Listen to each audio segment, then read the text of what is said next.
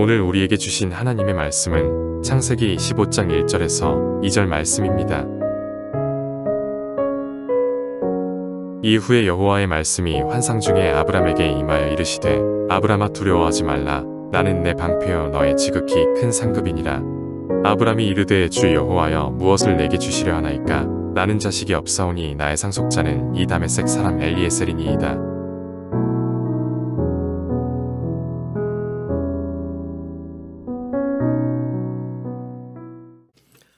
아브라함은 지난 시간 자신의 조카 롯을 구하기 위해서 무려 4개국 연합국과 펼쳐서 전쟁을 했습니다. 아브라함이 이겼습니다.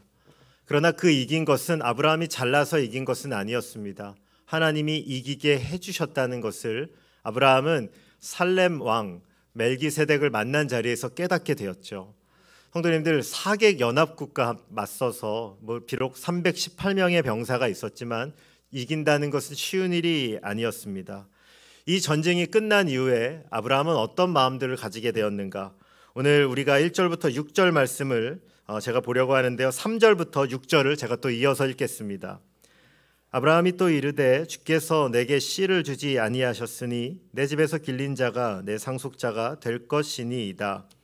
여호와의 말씀이 그에게 임하여 이르시되 그 사람이 내 상속자가 아니라 내 몸에서 날 자가 내 상속자가 되리라 하시고 그를 이끌고 밖으로 나가 하늘을 이르시되 하늘을 우러러 무뼈를 셀 수 있나 보라. 또 그에게 이르시되 내 자손이 이와 같으리라. 아브라함이 여호와를 믿으니 여호와께서 이를 그의 의로 여기시고. 아멘. 1절을 보시면 하나님이 아브라함에게 나타나십니다. 그리고 이렇게 말씀하세요. 아브라함아 두려워하지 말라. 여기서 지금 아브라함의 마음이 드러납니다. 아브라함의 마음이 어떤 상태예요? 두려워하고 있다는 것입니다. 성도님들, 싸워 보셨습니까? 잘 안 싸워 보신 것 같은데요. 일단 겁 없는 사람이 먼저 한 대를 때릴 수는 있습니다. 아이들 용어로 이걸 선빵이라고 합니다. 네. 먼저 한 대를 때립니다. 겁 없는 친구가 먼저 주먹을 한 대 휘두를 수는 있겠죠. 그런데 아이들의 싸움이 아니라 아이들 싸움은 대부분 먼저 주먹을 휘두른 애가 이깁니다. 근데 어른 싸움은 조금 다릅니다. 만약에 겁 없이 한 대를 칠 수 있을 수는 있어요. 만약 제가 잠들어 있는 옛날 권투 선수 누구라고 할까요? 유명우 씨나 아니면 장정구 선수가 잠들어 있을 때 제가 한 대 가서 때릴 수는 있습니다. 네, 한 대 먼저 칠 수 있죠. 잠든 사람을. 그것까지는 할 수 있어요. 근데 문제는 뭐예요? 그 다음이겠죠. 이 사람이 이제 정신을 차리고 나서 제가 어떻게 되겠는가. 네, 상당히 이제 상상도 하기 싫은 장면이 펼쳐지리라 생각합니다. 전쟁보다 더 무서운 건 어떤 의미에서는 이 보복입니다. 미국이 이전에 9.11 테러가 있은 다음에 어떻게 갚아줬는지를 생각한다면 우리는 그것을 알 수 있습니다. 창세기 시절에는요, 고대 사회는 법이 그리 정교하지 못합니다. 경찰도 그렇게 많지 않고요. 법원이 그렇게 강력하지도 않습니다. 그 당시의 법은요, 받은 대로 어떻게 해야 돼요? 돌려줘야 돼요. 그래서 우리 출애굽기 성경 공부를 하는데도 벌써 나옵니다. 이에는 이로, 눈에는 눈으로. 같은 걸 갚으면 갚은 대로 돌려줘야지 그 가족이나 그 가문을 우습게 여기지 않아요. 그래서 고대 사회는요, 당한 대로 반드시 돌려줘야 됐습니다. 아브라함은 이전에 4개국과 전쟁하면서 이겼습니다. 그런데 이겨도 이긴 게 아니라는 거죠. 이제 4개국이 정신을 차리고 아브라함을 평생 죽도록 쫓아다니면 아브라함이 승산이 있겠습니까? 없습니다. 아브라함은 그래서요, 지금 어떤 감정을 느끼고 있냐면 두려워하는 거예요. 하나님이 도와주셔서 어떻게 한 번은 지금 전쟁에서 이기고 왔지만 앞으로 저 4개 연합국이 나를 죽도록 쫓아다니면 나에게 승산이 없는 것을 아브라함은 알고 있습니다. 하나님께서 그래서 아브라함에 오시면서 말씀하세요. 나는 내 뭐다? 1절을 보시면 나는 내 방패다 이렇게 얘기합니다. 오늘 방패는 어떤 무기입니까? 공격 무기입니까? 수비 무기입니까? 네, 수비 무기 맞죠? 예전에 청년들한테 설교했더니 누구죠? 아이언맨 던지는 사람도 있대요, 방패를. 근데 우리는 기본적으로 방패는 수비하는 무기가 방패입니다. 하나님이 이렇게 말씀하시는 거예요. 두려워하지 마라. 내가 너를 지켜주겠다. 이 4개국이 공격해 오고 앞으로 공격이 오지만 내가 너의 방패가 되어서 막아주겠다라고 말씀하시는 거죠. 그리고 또 무엇을 약속하시냐면 내가 너의 지극히 큰 상급이다. 아브라함은요 이전에 멜기세덱에게 또 하늘의 복을 받았습니다. 그리고 많은 물질을 그가 갖고는 있었습니다. 하지만 정말로 중요한 상급이 아직 그에게 없었죠.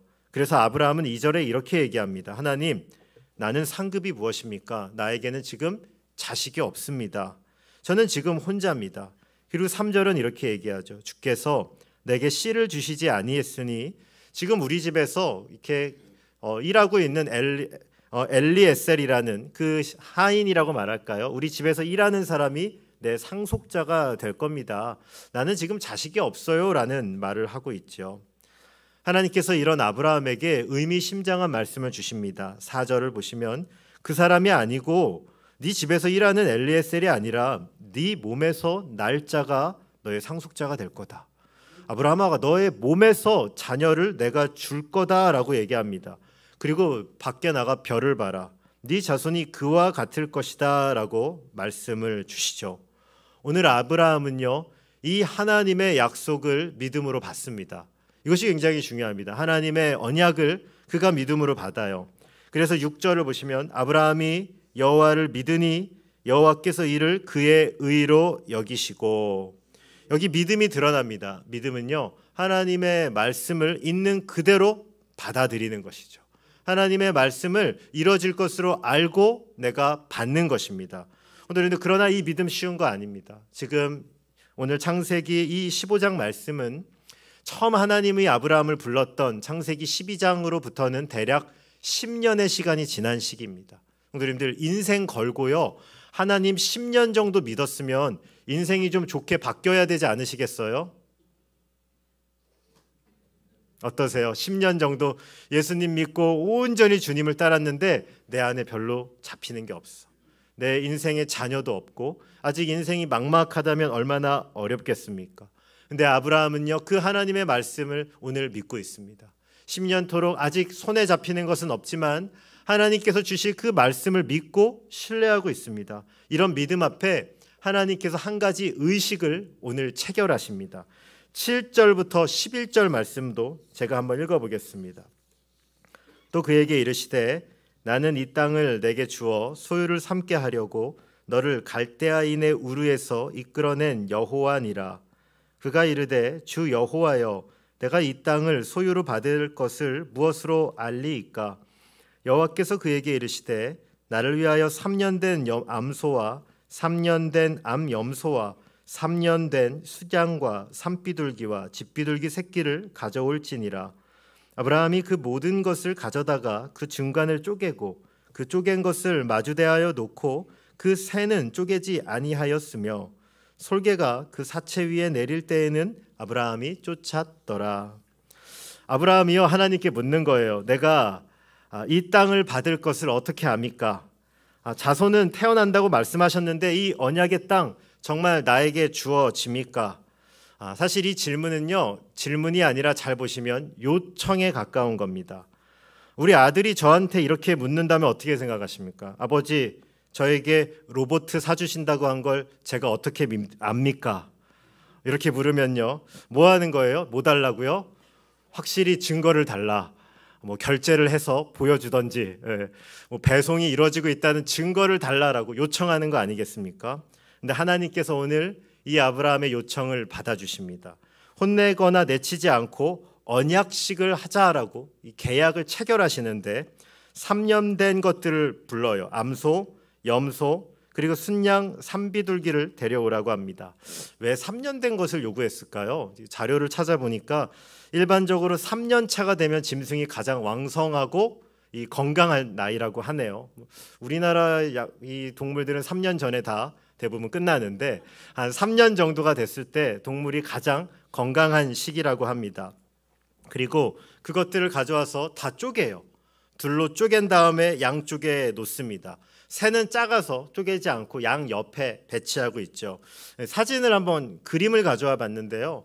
대략 뭐 이런 식으로 쪼개고 그 사이를 이렇게 갈라 놓는 것을 보게 됩니다. 예, 요 정도만 사실은. 이게 어떤 것이냐면요. 우리는 잘 이해가 안 되는데 고대 사회에서 계약을 맺을 때 이렇게 했다고 합니다. 그러니까 고대 사회에서 어떤 계약을 체결할 때 그 계약 맺는 사람들이 동물을 가져와서 양쪽으로 쪼개요. 그리고 양 좌우로 배치한 다음에 그리고 나서 어떻게 했냐면요. 두 명이 계약 맺는 갑과 을이 그 가운데 사이를 지나간 거예요. 이게 어떤 의미가 있냐? 만약에 계약을 누가 어기면 너 어떻게 된다? 죽는다는 겁니다. 지금 옆에 뭐가 있어요? 동물을 찢어놨잖아요. 동물을 찢어놓고 그 양 가운데를 두 명이 딱 지나가는 거예요. 그때 맺을 이 계약의 엄중함을 알리는 거죠. 네가 만약에 이 계약을 어기면 너도 이와 같이 죽임을 당할 거야. 굉장히 묵직한 계약식이 이 언약식입니다. 그런데 오늘 하나님께서 아브라함과 이 계약을 체결하는 거죠. 이 당시에 있었던 계약을 일으키는 겁니다. 그런데 이 계약은요, 조금 일반적인 계약하고 달라요. 어떤 차이점이 있을까? 11절 말씀에 보시면요, 이렇게 써 있습니다. 솔개가 그 사체 위에 내릴 때에는 아브라함이 쫓았더라, 이렇게 되어 있습니다. 솔개는 뭐냐면요, 죽은 것을 잘 먹는 새입니다. 오늘 까마귀 뭐 이런 새처럼요, 죽은 사체들, 동물들의 이런 죽은 것들을 먹는 새가 바로 솔개이죠.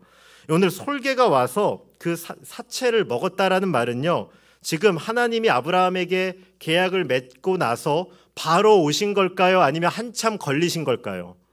한참 걸리니까. 하나님이 안 온 거예요. 그러니까 지금 아까 전에 그림 보시면 아브라함이 이렇게 졸고 있었는데 아무리 기다려도 계약 맺는 분이 안 오니까 이제 동물의 냄새가 나고 피 냄새가 나니까 이 새들이 와서 먹기 시작한 겁니다. 아브라함이 그 새를 쫓고 있는 거예요. 여기에 하나님과 아브라함이 맺은 이 언약식의 특징이 한 가지 드러나는데, 그런데 이 언약식의 주권은 누구에게 있어요? 하나님께 있습니다. 아브라함이 준비는 했어요. 동물도 잡고 동물도 찢고 쪼개서 준비했습니다. 근데 누가 안 오시면 이 언약은 의미가 없어요. 하나님이 안 오시면요, 아무리 아브라함이 준비해도 의미가 없습니다. 이것이 우리 인간과 인간 사이의 계약과 차이점입니다. 우리는요, 부동산 계약할 때 이렇게 하실 거예요. 계약서 쓰고 몇 시에 우리 어디 부동산에서 봅시다. 몇 월 며칠 2시에 봅시다. 그리고 한쪽은 계약서를 다 쓰고 뭐 한쪽은 뭐 돈을 준비해서 오는데, 만약에 한쪽이 2시간이 지나도 안 오면 어떻게 하시겠습니까? 이 사람 뭐냐 이거 도대체. 화도 나기도 하고, 또 어떤 분들은 계약금만 날렸네 뭐 이런 생각도 하고, 계약이 이루어지지 않을 겁니다. 근데 이거는요, 굉장히 무례한 거죠. 한쪽이 약속한 대로 하지 않으면 그 계약이 이루어지지 않는 겁니다. 그러나 우리가 하나님과 계약을 맺을 때 하나님 앞에 이렇게 할 수가 없다는 거죠. 그 계약의 주인은 누구세요? 하나님이십니다. 하나님이 오실 때까지 기다리지 않고는 이루어지지 않는 거죠. 그래서 때로는요, 우리가 하나님의 약속과 하나님의 언약 안에 살기 위해 가장 중요한 것이 하나 있는데, 그건 뭐냐면 인내가 필요한 겁니다. 요즘에 출애굽기 성경 공부를 하는데 이스라엘 백성이 항상 실패하는 게 있어요. 그게 뭐냐면 조금만 인내하면 되는데, 조금만 인내하면 여기 좋은 데가 있는데 이스라엘 백성이 거기를 한 걸음 못 나가고 항상 하나님께 불평합니다. 오늘 이 아브라함과 하나님과의 언약식에서 그런 인내의 모습이 드러나는 거죠. 오늘 우리는 하나님이 아니기에 하나님이 언제 그 언약 가운데 은혜를 주실 줄 알 수가 없습니다. 우리가 할 일은 그 하나님이 시키신 대로 순종하고 그분이 원하시는 데까지 나아가는 것입니다. 하지만 너무 낙심하지 마십시오. 하나님이 그 모든 것들을 준비하고 하나님이 왜 인내하시는지 의미를 알게 하시는 하나님이십니다. 이제 그 언약식이 조금 더 깊어집니다. 체결이 이루어지는데요, 우리 17절부터 21절 말씀을 우리 한번 교독하여 읽어보겠습니다. 해가 져서 어두울 때 연기 나는 화로가 보이며 타는 횃불이 쪼갠 고기 사이로 지나더라.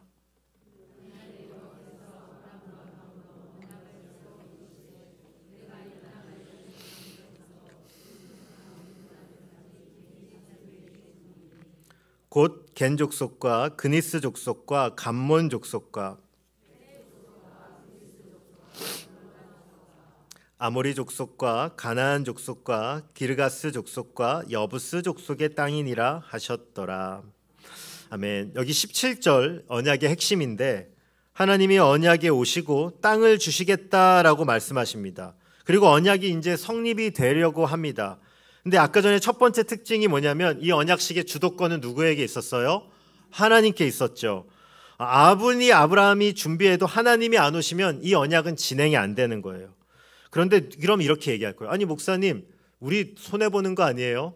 아니 하나님 너무하신 거 아니에요? 근데 이 언약식의 두 번째 특징이 있습니다. 이 언약식을 보시면요, 화로가 보이며 타는 횃불이 그 쪼갠 고기 사이로 지나가고 있어요. 여기 아주 특징이 있습니다. 아까 전에 말씀드렸듯이 이 당시 고대 근동에서 언약식을 맺으면 누가 들어간다고요? 이 가운데요? 언약을 맺는 두 명이 가운데를 같이 지나가요. 이건요, 만약에 언약을 네가 한쪽이 어기면 그 사람을 찢어 죽인다는 의미입니다. 근데 오늘 이 17절을 보시면요, 타는 횃불이 쪼갠 고기 사이로 지나가요. 이 언약식의 특징이 있는데 이게 뭐냐면 이 성경에서 불은 주로 하나님의 임재를 나타냅니다. 지금 계약을 맺는데 이 계약을 네가 실패했을 때의 페널티라고 말하겠죠. 계약의 위약과 이 책임을 누가 다 지시겠다는 거예요? 하나님이 지시겠다는 약속입니다. 거기에 아브라함이 하나님과 함께 계약을 맺는 게 아니에요. 오직 하나님만이 그 가운데를 지나시면서 지나가는 것을 보여주고 있습니다. 하나님이 알려주시는 거예요. 이 계약은 은혜 계약이다. 아브라함아, 네가 비록 연약하여 이 계약을 어길지라도 너는 쪼개져서 죽음을 당하지 않을 것이다. 실은 이 계약을 어김으로 이 계약이 실행당하고 생명값을 지불하는 것은 누구다? 나다라고 하나님께서 말씀하시는 겁니다. 오늘 이 횃불 언약을 잘 보시면요, 무엇이 담겨 있냐면 실은 예수님의 십자가가 여기에 담겨 있습니다. 성도님들, 우리의 죄값을 누가 지불하셨습니까? 예수님이 지불하셨습니다. 우리가 아무런 공로도 없고 아무런 능력도 없는데 하나님께서 예수님을 불러주셔서 우리 대신 죽이셨습니다. 우리가 그 십자가를 믿게 될 때 이 횃불 언약처럼 실은 하나님이 이루신 그 십자가의 능력을 우리가 얻게 된 것이죠.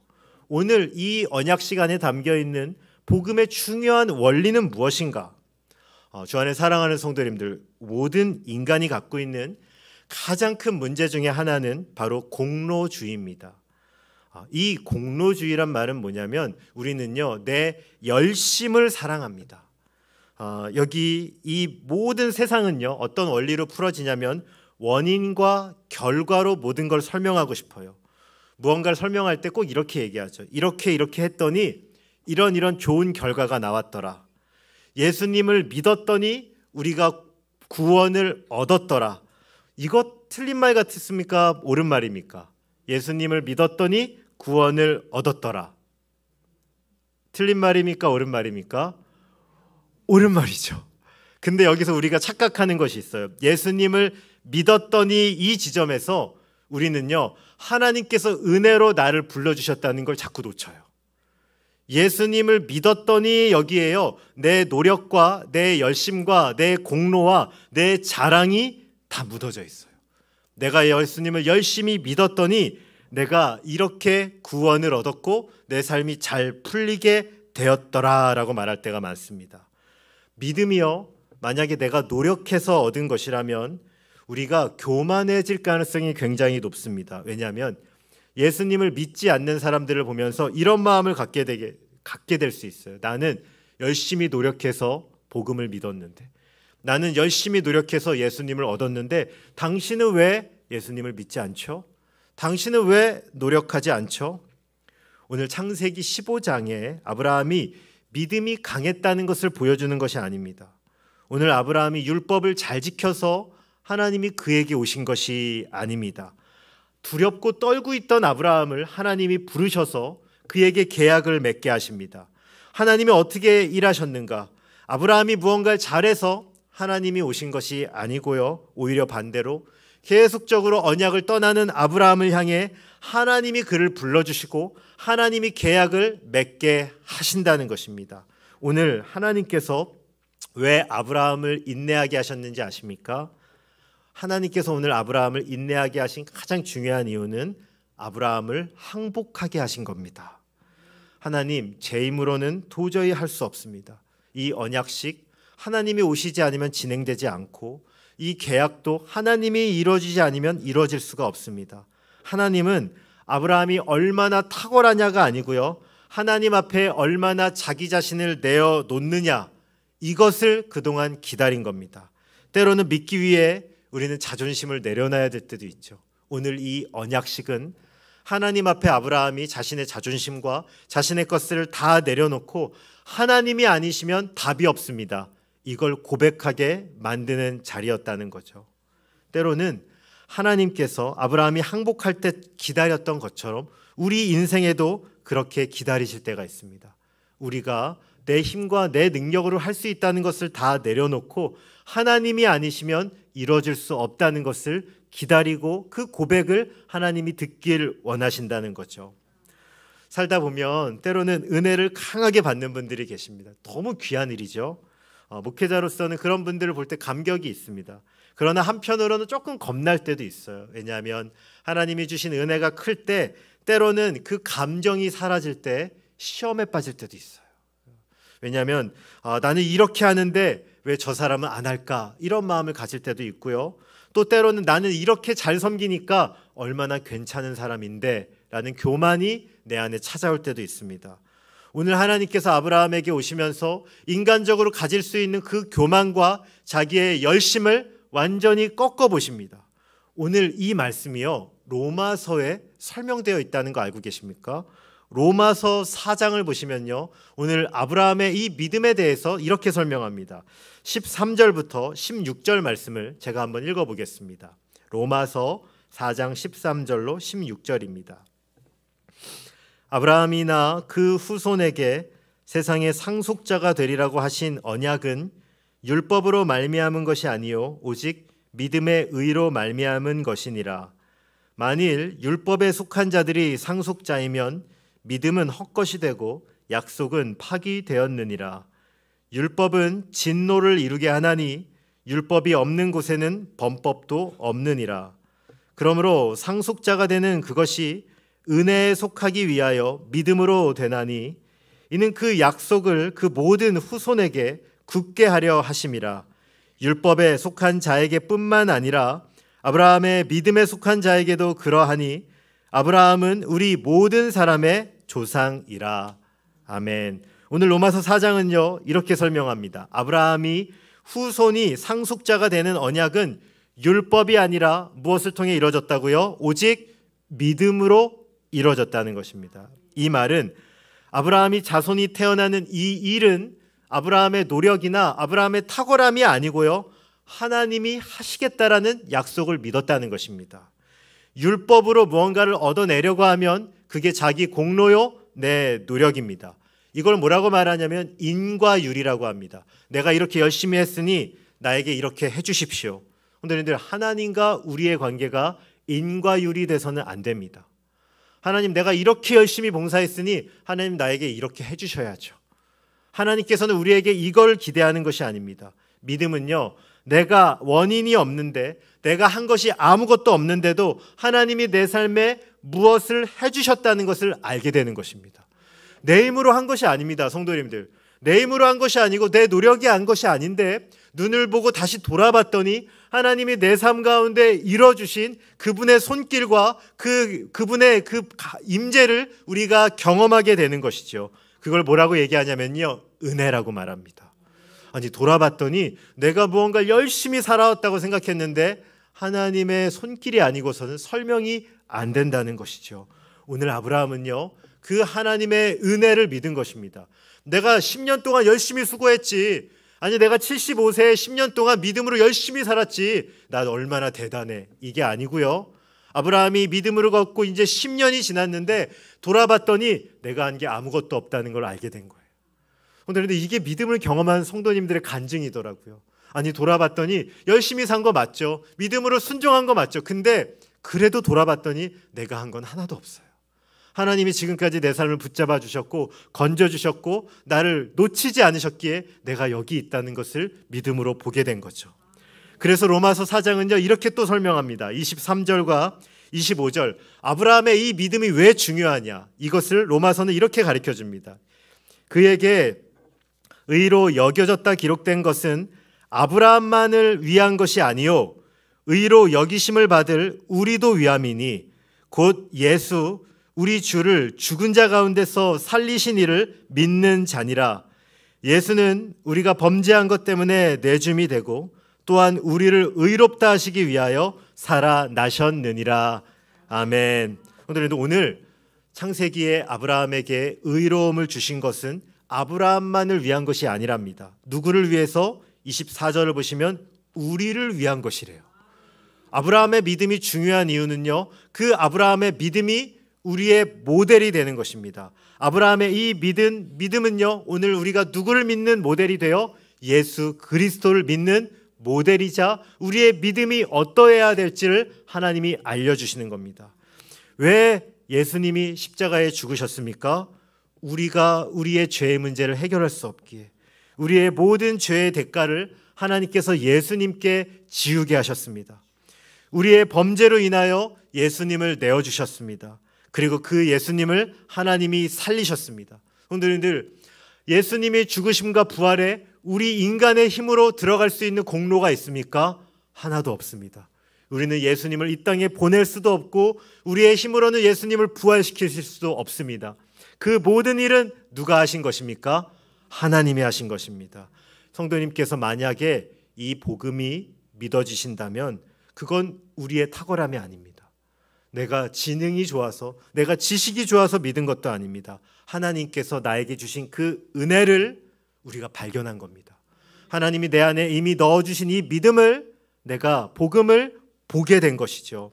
오늘 횃불 언약에서 하나님께서 그 동물을 가르시고 그 가운데 아브라함을 넣지 않으신다는 것, 하나님이 직접 그 가운데를 걸어가시고 그 계약을 하나님이 다 하시겠다고 아브라함에게 말씀하신 겁니다.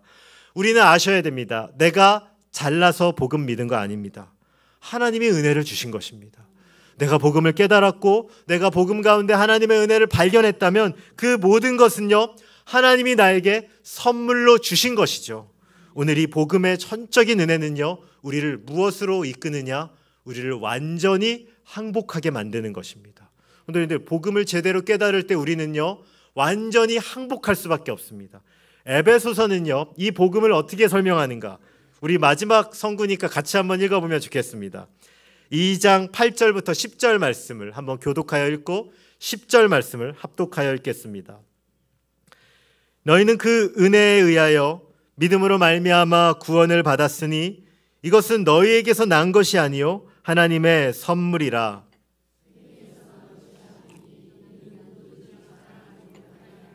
10절 말씀 함께 읽겠습니다.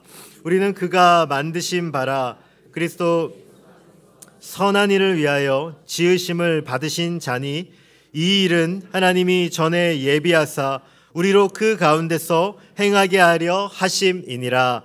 아멘. 복음이 선물이고요, 복음이 은혜라면 우리는 이런 결론으로 가야 됩니다. 9절 말씀처럼 뭐 하지 마라? 자랑하면 안 됩니다. 이 자랑하지 말라는 건요, 하나님을 자랑하지 말라는 게 아니고요, 누구를 자랑하지 마라? 나를 자랑하지 말라는 겁니다. 구원받았다고요, 뻐기지 말라는 겁니다. 직분이 있다고, 때로는 신앙의 경력이 높다고, 남들보다 더 많이 수고했다고, 내 행위가 많다고 그것 자랑할 거 없다는 겁니다. 사도 바울은 뭐라고 고백했죠? 내가 많이 수고했지만 이 모든 것이 내가 잘난 게 아니라 누구의 은혜다? 하나님의 은혜라. 바로 그 고백이죠. 그럼 어떻게 해야 됩니까? 아무것도 안 해야 됩니까? 오늘 설교 듣고 목사님, 저는 이제 섬기는 거 다 내려놓을게요, 이렇게 약속하시면 제가 좀 서운하겠죠. 오늘 말씀은 그런 결론이 아닙니다. 오늘 10절을 보십시오. 예수 안에서 무엇을 위하여 지으심을 받은 자다? 선한 일. 따라해 볼까요? 선한 일을 위하여 지으심을 받았습니다. 성도님들, 내 노력이나 공로가 아니라 우리는 선한 일을 위하여 지음을 받았습니다. 선한 일과 자랑을요, 이 에베소서는 나누고 있습니다. 자랑은 이런 거였죠. 내가 무언가를 열심히 하면서 내가 스스로 만족해요. 아, 나 이렇게 열심히 했다. 나 이렇게 잘한다. 나 이렇게 열심히 했는데 이런 사람들은요, 무엇이 있어야 되냐면 칭찬이 있고 격려가 있어야 됩니다. 근데 그게 없으면요, 때로는 일을 하면서도 화가 나요. 아니, 왜 이렇게 했는데 나를 알아주지 않는 거야.